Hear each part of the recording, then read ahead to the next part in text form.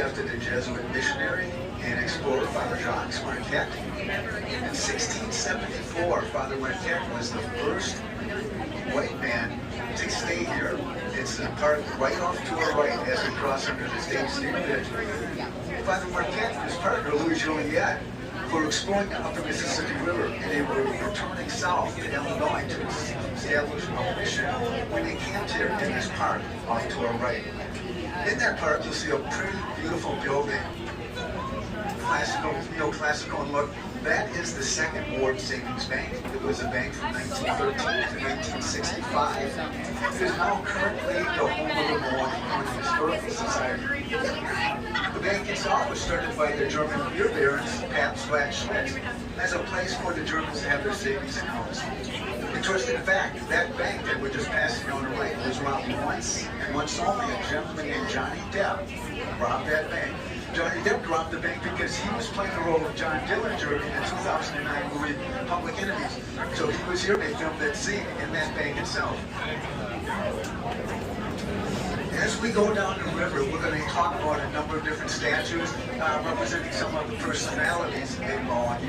One that is very well known is a duck, and she rests on a Wisconsin Avenue Bridge, which is coming up shortly.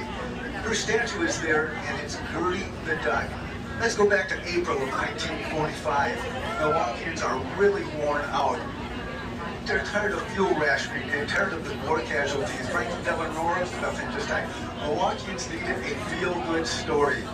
What happened was a Wisconsin bridge tender discovered a mother duck and a nest in the pilings of the Wisconsin Avenue Bridge. He called a friend of his who worked for the Milwaukee Journal, and the Journal reporter came, took pictures, and talked about Gertie the duck and named her Gertie the duck.